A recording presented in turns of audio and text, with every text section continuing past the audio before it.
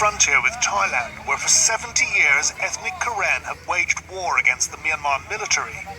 A batch of cadets is graduating into one of the world's most enduring insurgencies. The oath of allegiance is burned, and its ashes mixed into water in which stands an RPG and a machete, a jungle war cocktail, communion from a pink plastic cup.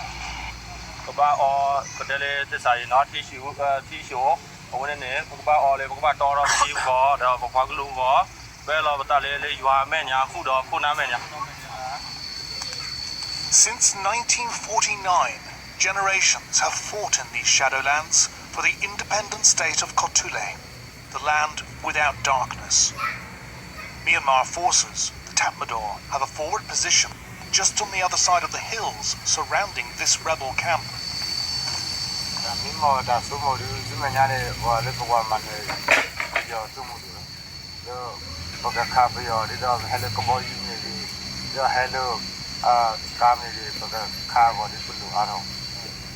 Despite appearances, the Karen rebels are not that well armed or well funded compared with other ethnic armed groups.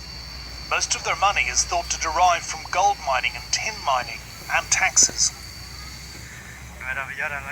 The Karen rebels have captured Tatmadaw bases.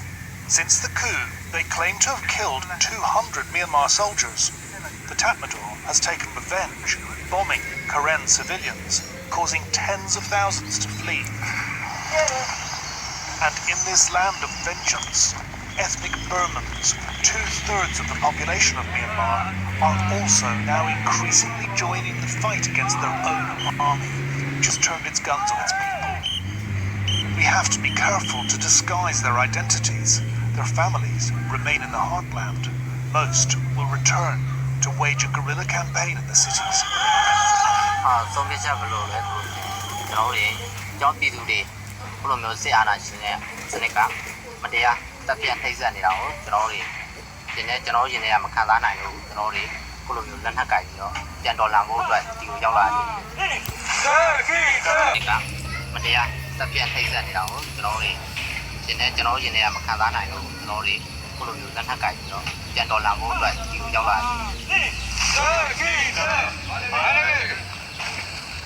With a tattoo of his detained leader Aung San Suu Kyi on one arm and a map of his beloved fractured land on the other, this 24-year-old says it's time for armed insurrection.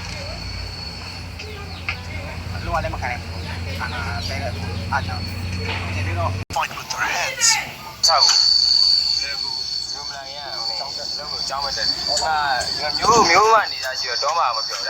This 21-year-old truck driver saw one of his friends shot dead in a protest.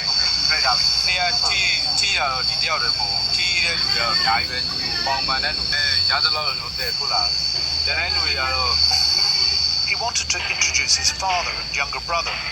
Together they walked for days to get here, evading checkpoints.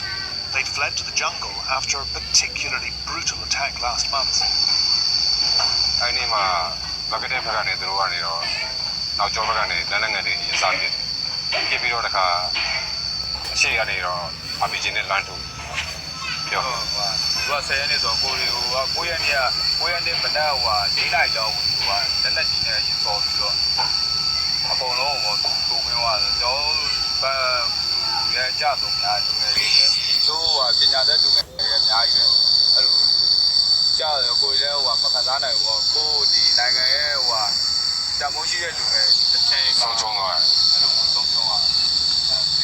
"4 months after the coup that shook Myanmar, battle-hardened insurgents are turning that precious youth into a nascent volunteer army.